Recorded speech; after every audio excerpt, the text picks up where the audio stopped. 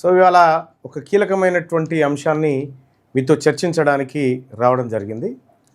ఏంది ఆ అంశము అంటే, చాలా వీలైతే ఒక పెన్ను పేపర్ పెట్టుకోండి. నేను చెప్పేటువంటి అంశం చాలా కీలకమైనటువంటి అంశం. మీరు చూసిరు చాలా పత్రికలలో బీసీ ఉద్యమాల గురించి కానీ, బీసీ మేధావులు, బీసీ రైటర్స్ రాసే ఆర్టికల్స్ని కానీ, లేదంటే బీసీ భావజాల వ్యాప్తికి సంబంధించినటువంటి ఏ సమాచారాన్ని కూడా పత్రికలు మ్యాక్సిమం హైడ్ చేస్తాయి. టీవీ ఛానల్ అయితే అసలు పట్టించుకోవు. సో ఎందుకు ఇలా జరుగుతుంది? అసలు ఏంది ఈ దేశంలో మీడియా పరిస్థితి ఏంది? మనం చాలా చూసినాం. భారతదేశానికి 4 పిల్లలుగా, 1 శాసన వ్యవస్థ, 2 కార్యనిర్వాహక వ్యవస్థ, 3 న్యాయ వ్యవస్థ, 4వది 4th ఎస్టేట్గా మీడియా వ్యవస్థ ఉంది. సో ఫస్ట్ ఈ మూడిటి గురించి, శాసన వ్యవస్థ గురించి, తర్వాత కార్యనిర్వాహక వ్యవస్థ గురించి, తర్వాత జ్యుడిషియరీ గురించి, ఈ మూడిటి గురించి కొద్దిగా మనం చూసుకున్న తర్వాత అసలు మీడియాకు పోదాం. మీడియాకు పోయిన తర్వాత తెలంగాణ రాష్ట్రంలో ఉన్నటువంటి బీసీ ఉద్యమం కాడికి వద్దాం. చాలా కొద్దిగా ఇన్డెప్త్గా ఉంటుంది. దయచేసి ఇది వీలైతే బీసీ మిత్రులు, లైవ్ చూసేటువంటి ఆత్మీయులు అందరూ కూడా వీలైతే నోట్ చేసుకోండి. సో తెలంగాణ రాజ్యాధికార పార్టీ ఈ అంశాన్ని మీ ముందుకు తీసుకొస్తా ఉంది మొదటిసారిగా. ఇది భారత ప్రజాస్వామ్య దేశానికి మూలంగా నిలిచే 4 స్తంభాలు ఇవి. 1 శాసన వ్యవస్థ, లెజిస్లేచర్, ఆ తర్వాత కార్యనిర్వాహక వ్యవస్థ, ఎగ్జిక్యూటివ్, అంటే తర్వాత న్యాయ వ్యవస్థ, జ్యుడిషియరీ, ఆ తర్వాత మీడియా. సో ఇక్కడ ఇది నెంబర్ 1 పిల్లర్ భారతదేశానికి. ఒకటి ఏంటంటే శాసన వ్యవస్థ, చట్టాలను రూపొందించేటువంటి వ్యవస్థ, చట్టాలను తయారు చేసేటువంటి వ్యవస్థ. పార్లమెంటు, శాసనసభలు, శాసన మండలిలు ఇవన్నీ కూడా ఈ ఫస్ట్ ఎస్టేట్లోకి వస్తాయి. శాసన వ్యవస్థలో ఫస్ట్ పిల్లర్. సో వీళ్ళు తయారు చేసినటువంటి చట్టాలను అమలు చేసేటువంటి కార్యక్రమం ఎవరు చేయాలి? కార్యనిర్వాహక వ్యవస్థ, అధికారులు చేస్తారు. ఇందులో ఎవరెవరు ఉంటారు అనేది మళ్ళీ చెప్తా. వీళ్ళు చేసేటువంటి చట్టాలను వీళ్ళు అమలు చేస్తారు. అమలు చేస్తున్నటువంటి చట్టాలు రాజ్యాంగబద్ధంగా ఉన్నాయా లేవా అని పరిశీలించాల్సింది న్యాయ వ్యవస్థ. So first pillar, second pillar, third pillar, 4th pillar. ఈ 4th పిల్లర్ పరిస్థితి ఏంది అని అంటే, ఇది మీడియా. ఈ 3 వ్యవస్థలు సరిగా పనిచేస్తున్నాయా లేదా అబ్జర్వ్ చేసి ప్రజలకు నివేదిక సమర్పించి ప్రజలకు, ప్రభుత్వానికి వారధిగా నిలిచేటువంటి ఒక అత్యున్నతమైనటువంటి కీలక వ్యవస్థ మీడియా. సో ఇక్కడ మనం గమనించాల్సింది ఏంటంటే, శాసన వ్యవస్థ చట్టం చేస్తుంది. రెండోది అధికారులు ఆ చట్టాన్ని ఇంప్లిమెంట్ చేస్తారు. వీళ్ళు చేసిన చట్టం, వీళ్ళు అమలు చేస్తున్నటువంటి చట్టం ఇది న్యాయ సూత్రాలకు అనుగుణంగానే ఉందా, రాజ్యాంగ పరిరక్షణలోనే ఉందా అనేది న్యాయ వ్యవస్థ చూస్తుంది. వీటిలో ఏమైనా లోపాలు ఉన్నాయా అనేది మీడియా చూస్తుంది. ఈ 4th ఎస్టేట్ మధ్యలో జరుగుతూ ఉంటుంది. సో ఇక్కడ ఒక్కొక్క ఎస్టేట్ గురించి చూద్దాం. ఈ 4 పిల్లర్లు ప్రజాస్వామ్యానికి ఇవి 4 పిల్లర్లు. ఈ పిల్లర్లలో బీసీల పిల్లర్ ఎక్కడుంది, బీసీలకు ఏ పిల్లర్లో ఏముంది ఒకసారి చూద్దాం. ఫస్ట్ శాసన వ్యవస్థకు సంబంధించినటువంటి చూద్దాం. శాసన వ్యవస్థ అంటే ఇది చట్టాలు తయారు చేసే సంస్థ. ఉదాహరణకు పార్లమెంటు. ప్రస్తుతం పార్లమెంట్లో 543 మంది ఎంపీలు ఉన్నారు. ఈ 543 మంది ఎంపీలలో ప్రస్తుతం బీసీ ఎంపీలు ఎంతమంది ఉన్నారంటే 138, అంటే 25.4% ఉన్నారు. 25.4% అంటే కేంద్ర ప్రభుత్వం బీసీల దయాదాక్షిణ్యాల మీద ఆధారపడి లేదు. చాలా తక్కువ మంది, 25% మంది మాత్రమే బీసీ ఎంపీలు ఇప్పుడు ఉన్నారు. అంటే 138 మంది ఉన్నారు. అంటే ఫస్ట్ పిల్లర్లో బీసీలకు ఏమీ లాభం లేదు, అన్యాయం జరిగింది ఫస్ట్ పిల్లర్లో. సెకండ్ పిల్లర్ చూద్దాం. సెకండ్ పిల్లర్ కార్యనిర్వాహక వ్యవస్థ, ఇది ఎగ్జిక్యూటివ్, ఇది చట్టాలను అమలు చేసే వ్యవస్థ. ఈ వ్యవస్థ కింద ప్రభుత్వ ఉద్యోగులు వీళ్ళందరూ వస్తారు ఈ చట్టాలు అమలు చేసే కాడ. ఈ కార్యనిర్వాహక శాఖలోని టాప్ 70 విభాగాలు, భారతదేశంలో టాప్ 70 విభాగాలు తీసుకుందాం. టాప్ 70 విభాగాలు తీసుకుంటే టాప్ 70 విభాగాల్లో మొత్తం 322 మంది ఉన్నతాధికారులు ఉన్నారు. ఈ 70 విభాగాల్లో మొత్తం 322 మంది ఉన్నతాధికారులు ఉన్నారు. టాప్ ఆఫీసర్స్, ఉన్నతాధికారులు. ఇందులో ఎంతమంది ఉన్నారనేది చూద్దాం. సెకండ్ పిల్లర్లో మొత్తం 322 మంది ఉన్నతాధికారులు ఉంటే అందులో ఓసీ వర్గానికి చెందిన వాళ్ళే 254 మంది ఉన్నారు. 322లో 254 మంది అప్పర్ క్యాస్ట్ వాళ్ళే, పెద్ద కులం వాళ్ళే, మనల్ని లేరు. బీసీలు ఎంతమంది ఉన్నాయా అంటే 329లో కేవలం 39 మంది ఉన్నారు. ఇక ఎస్సీ వర్గానికి చెందిన ఉన్నతాధికారులు ఎంతమంది ఉన్నారంటే 15 మంది ఉన్నారు. ఎస్టీ వర్గానికి చెందిన ఉన్నతాధికారులు ఎంతమంది ఉన్నారంటే 13 మంది ఉన్నారు. అంటే మొత్తం 100 మంది టాప్ ఉద్యోగులు తీసుకుంటే 100% మంది అప్పర్ క్యాస్టులే, రెడ్లు, వేలమ్మలు, బ్రాహ్మణు, బనియా, వీళ్ళు 79% ఉన్నారు. ఈ బీసీలం తెలంగాణనే కాదు దేశంలోనే 152% ఉన్నారు అని చెప్పి మండల్ కమిషన్ చెప్పినటువంటి బీసీల జనాభాకు అనుగుణంగా బీసీలకు ఎంతమంది ఉండాలి, ఎంతమంది ఆఫీసర్లు ఉండాలి, వీళ్ళు దాదాపుగా 161 మంది ఉండాలి, లేదంటే 170 మంది ఉండాలి. 170 మంది బీసీ ఆఫీసర్లు ఉండాల్సినటువంటి సెకండ్ ఎస్టేట్లో 39 మంది ఉన్నారు. వీళ్ళు ఎంతమంది ఉండాలి, వీళ్ళు గట్టిగా కొడితే 30 మంది కూడా ఉండొద్దు, కానీ వీళ్ళు 254 మంది ఉన్నారు. ఇక ఎస్సీలు అయితే అధ్వానం 5% ఉన్నారు, ఎస్టీలు 4% ఉన్నారు. ఇది సెకండ్ ఎస్టేట్లో బీసీల ప్రాతినిధ్యం. ఇక్కడ కూడా బీసీలకు అన్యాయం జరిగింది. ఫస్ట్ ఎస్టేట్లో జరిగింది, సెకండ్ ఎస్టేట్లో జరిగింది, ఇక థర్డ్ ఎస్టేట్ న్యాయ వ్యవస్థ. ఈ న్యాయ వ్యవస్థలో బీసీల పిల్లర్ ఏమైనా ఉందా అంటే చూద్దాం. చట్టాల అమలు సరైనదేనా అని పరిశీలించి న్యాయం చేసే వ్యవస్థ. భారత న్యాయ వ్యవస్థలో హైకోర్టు జడ్జీలకు సంబంధించిన సమగ్ర వివరాలు ఒక్కసారి చూద్దాం. 2025 నాటికి మొత్తం భారతదేశంలో హైకోర్టులు ఉన్నాయి కదా, Hyderabad high court, Amaravati high court, Bombay high court, Jabalpur high court, Chennai high court, ఆ తర్వాత పాట్నా హైకోర్టు, ఢిల్లీ హైకోర్టు, ఇట్లా హైకోర్టులు ఉన్నాయి కదా. ఈ హైకోర్టులలో న్యాయం తీర్పులు చెప్తున్నటువంటి జడ్జిలు ఎవరు? ఈ లెక్కలు 2025 నాటికి ఒకసారి చూద్దాం. మొత్తం 1100 మంది జడ్జీలు ఇప్పుడు పనిచేస్తూ ఉన్నారు. ఎంతమంది? 1100 మంది జడ్జీలు పనిచేస్తూ ఉన్నారు. యాక్చువల్గా మొత్తం సంఖ్య ఎంత ఉండాలి? 1114 ఉండాలి, కానీ 1100 మంది జడ్జీలు ఇప్పుడు పనిచేస్తూ ఉన్నారు. 14 ఖాళీలు ఉన్నాయి. ఇక్కడ ఈ 1100 మంది జడ్జీలలో 780 మంది జడ్జీలు అప్పర్ క్యాస్ట్ వాళ్ళే. 780 మంది జడ్జీలు అప్పర్ క్యాస్ట్ వాళ్ళే, అగ్రకులం వాళ్ళే. 780 మంది జడ్జీలు. వీళ్ళు ఎంత ఉండాలి? లెక్కకి ఎంత ఉండాలంటే ఒక 150 మంది ఉండాలి. 150 మంది ఉండాల్సినటువంటి జడ్జిలు, ఓసీ వర్గానికి చెందిన జడ్జిలు 880 మంది ఉన్నారు. ఇక్కడ బీసీ వర్గానికి న్యాయమూర్తులు, బీసీ వర్గం న్యాయమూర్తులు ఎంతమంది ఉన్నారంటే 1100లో 111 మంది బీసీ జడ్జిలు ఉన్నారు. బీసీ జడ్జిలు 111 మంది ఉన్నారు. ఓసీ జడ్జిలు 880 మంది ఉన్నారు. అంటే థర్డ్ పిల్లర్లో కూడా మీ పాత్ర లేదు. థర్డ్ పిల్లర్లో కూడా బీసీలకు జరిగింది అన్యాయమే. ఇక ఫోర్త్ పిల్లర్, ఈ మూడిట్లలో జరిగినటువంటి అన్యాయాన్ని బయటపెట్టి ప్రపంచానికి సాటాల్సినటువంటి ఫోర్త్ పిల్లర్ అత్యంత కీలకమైంది.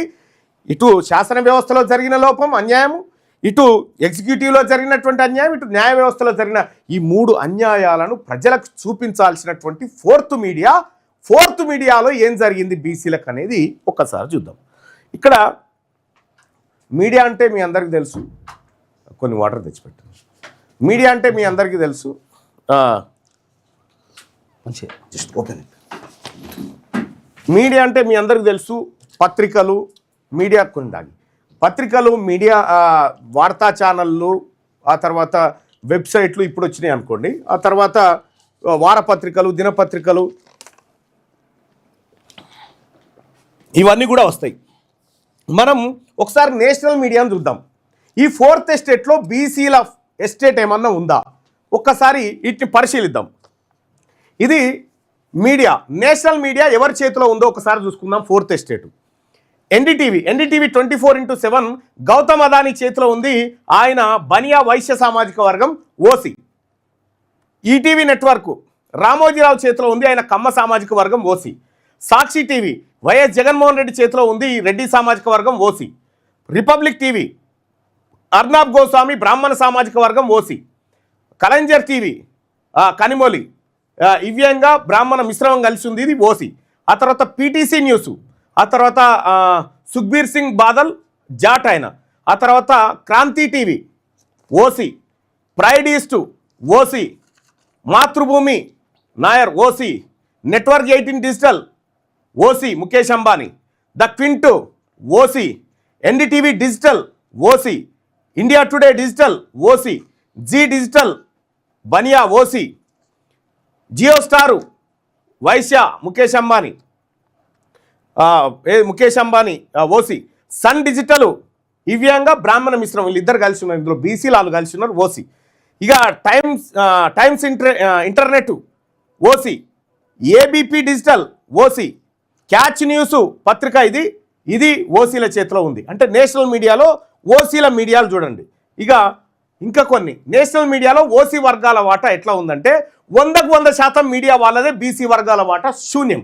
ఇక్కడ దైనిక్ భాస్కర్ గ్రూప్ వచ్చేసి రమేష్ చంద్ర అగర్వాల్ ఆయన ఓసీ, లోక్మాత్ మీడియా గ్రూప్ వచ్చేసి అది OC, express group Indian express group వచ్చేసి ఓసీ, జాగరణ్ ప్రకాశం వచ్చేసి బనియా ఓసీ, టైమ్స్ గ్రూపు మార్వాడి OC, Kasturi and sons the Hindu పత్రిక బ్రాహ్మణ, the Siasat daily Zahid Ali Khan Pathan OC, Rajasthan Patrika అది ఓసీ, ఆ తర్వాత మాతృభూమి పత్రిక ఓసీ, అమర్ ఉజాలా ఓసీ, మలయాళ మనోరమ నాయర్ ఓసీ, సకల్ మీడియా గ్రూపు బ్రాహ్మణ ఓసీ, ఆ తర్వాత ఇండియా టుడే గ్రూపు ఖత్రి ఓసీ, ఏబీపీ గ్రూప్ వచ్చేసి కాయస్థ ఓసీ, హిందుస్థాన్ టైమ్స్ గ్రూప్ వచ్చేసి బనియా ఓసీ, తర్వాత దినమలార్ ఇది వచ్చేసి బ్రాహ్మణ, ఆ తర్వాత దినతంతి గ్రూపు ఇది చెట్టియార్ వైశ్య ఓసీ, ఆ తర్వాత network 18 Reliance Mukesh Ambani OC, Sun TV network ఇయ్యంగా బ్రాహ్మణ మిశ్రమం ఉంటుంది ఇది ఓసీ, జీ మీడియా వచ్చేసి వైశ్య ఓసీ. ఇవి నేషనల్లో ఉన్నటువంటి పత్రికలు, నేషనల్లో ఉన్నటువంటి టీవీ ఛానళ్ళు. ఇవి కంప్లీట్గా 100% ఓన్లీ అప్పర్ క్యాస్ట్ చేతిలో ఉన్నాయి. 100%. ఒకటి అరా పార్ట్నర్స్ ఉంటే బీసీలు ఉండొచ్చు, కానీ వాళ్ళ ప్రభావం పెద్దగా ఉండదు. ఇవి నేషనల్ మీడియా. ఇక నేషనల్ మీడియా గిట్లుంది కదా అంటే 4th ఎస్టేట్లో నేషనల్ మీడియాలో బీసీల ప్రాతినిధ్యం 0. Okay right. ఇక రెండోది చూద్దాం. మరి తెలంగాణలో ఉన్న 4th ఎస్టేట్ సంగతి ఏందో చూడాలి. ఇప్పుడు మనం తెలంగాణలో ఉన్నటువంటి 4th ఎస్టేట్ సంగతి ఒకసారి చూస్తే, తెలంగాణలో తెలుగు దినపత్రికలు వాటి యాజమాన్యాల వివరాలు. ఈనాడు రామోజీ గ్రూపు కమ్మ సామాజిక వర్గం ఓసీ, ఆంధ్రజ్యోతి వేమూరి రాధాకృష్ణ కమ్మ సామాజిక వర్గం ఓసీ, సాక్షి జగతి పబ్లికేషన్స్ రెడ్డి సామాజిక వర్గం ఓసీ, నమస్తే తెలంగాణ కేసీఆర్ ఫ్యామిలీ వెలమ సామాజిక వర్గం ఓసీ, ఆంధ్రప్రభ ముత్తా గోపాలకృష్ణ వైశ్య ఓసీ, వార్త సంఘీ గ్రూపు వైశ్య ఓసీ, నవ తెలంగాణ సిపిఎం పార్టీ కమ్మ గ్రూపు ఓసీ, మన తెలంగాణ శ్రీనివాసరెడ్డి రెడ్డి ఓసీ, వెలుగు దినపత్రిక will media SC, Surya APR publication స్థాపకుడు ఓసీ ఇది కూడా. ఇక ఇంకొకటి చూద్దాం. తెలంగాణలో ప్రచురితమవుతున్న ఇంగ్లీష్ దినపత్రికలు మరియు యాజమాన్యాలు. తెలంగాణలో ప్రచురితమవుతున్న డెక్కన్ క్రానికల్ టి వెంకట్రామరెడ్డి రెడ్డి సామాజిక వర్గం ఇంగ్లీష్ పత్రికలలో, తెలుగులో లేవు, ఇంగ్లీష్లో ఏమని చూస్తే ఇక ద హిందూ పత్రిక కస్తూరి కుటుంబం బ్రాహ్మణ, the Times of India Vineet Jain మార్వాడి వాళ్ళు, the Indian express Arvind Hazara బ్రాహ్మణ, Hans India Kapil chits group వెలమ, తెలంగాణ టుడే కేసీఆర్ ఫ్యామిలీ వెలమ, the economic Times Bennett Coleman Jain OC. ఇవి ఇంగ్లీష్ దినపత్రికలు ఇక్కడ ప్రింట్ అవుతున్నాయి. ఒక్క ఇంగ్లీష్ న్యూస్ పేపర్ కూడా బీసీలకు లేదు. పోనీ హిందీ పేపర్లు ఉన్నాయా?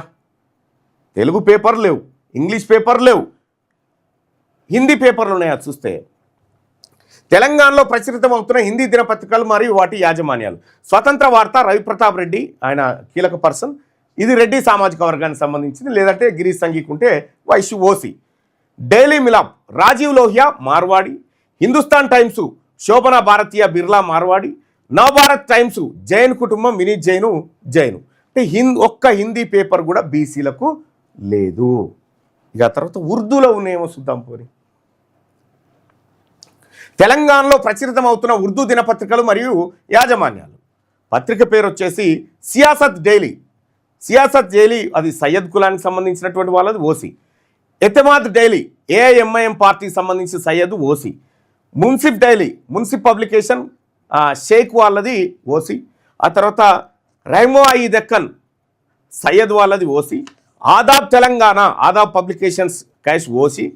హస్రే హజీర్ పోర్టల్ ఇది ఓసీ. ఉర్దూ పత్రికలలో కూడా బీసీల ఉర్దూ పత్రిక లేదు, బీసీ ముస్లింల నుంచి అసలే లేదు. ఇక పత్రికలలో ఇది పరిస్థితి. మరి మీడియా ఛానళ్ళల్లో ఎట్లా ఉంది పరిస్థితి? మీడియా ఛానళ్ళలో పరిస్థితిని మనం ఒక్కసారి చూద్దాం. ఇది తెలుగు న్యూస్ ఛానళ్ళు మరియు వాటి యాజమాన్యాల వివరాలు. ఛానల్ పేరు ఈటీవీ, ఉషోదయ ఎంటర్ప్రైజెస్, కమ్మ కులం ఓసీ సామాజిక వర్గం. TV9 associate broadcasting company Velama సామాజిక వర్గం ఓసీ. ఆ తర్వాత ఎన్టీవీ రచన టెలివిజన్ ప్రైవేట్ లిమిటెడ్ కమ్మ సామాజిక వర్గం OC. Sakshi TV Indira television limited Reddy OC. V6 will media private limited Mala SC సామాజిక వర్గం. ABN తెలుగు వేమూరి రాధాకృష్ణ కమ్మ సామాజిక వర్గం ఓసీ. ఆ తర్వాత TV5 Telugu Shreya broadcasting private limited కమ్మ సామాజిక వర్గం OC. T news Telangana news network వెలమ సామాజిక వర్గం. 10 TV మై హోమ్ గ్రూపు వెలమ సామాజిక వర్గం. జీ న్యూస్ వచ్చేసి జీ మీడియా వైశ్య సామాజిక వర్గం ఓసీ. ఆ తర్వాత HMTV హైదరాబాద్ మీడియా హౌస్ వెలమ సామాజిక వర్గాన్ని. ఇక మహా న్యూస్ మహా టెలివిజన్ కమ్మ సామాజిక వర్గాన్ని. 99 TV నెట్వర్క్ కాపు సామాజిక వర్గాన్ని. మోజో టీవీ మోజో బ్రాడ్కాస్టింగ్ కమ్మ సామాజిక వర్గాన్ని. ప్రైమ్ 9 న్యూస్ టైమ్స్ బ్రాడ్కాస్టింగ్ కాపు ఓసీ సామాజిక వర్గాన్ని. జై Telangana TV associate broadcasting Velama సామాజిక వర్గం. CVR న్యూస్ ఇమేజ్ బ్రాడ్కాస్టింగ్ కమ్మ సామాజిక వర్గం. ఐ న్యూస్ వచ్చేసి రచన టెలివిజన్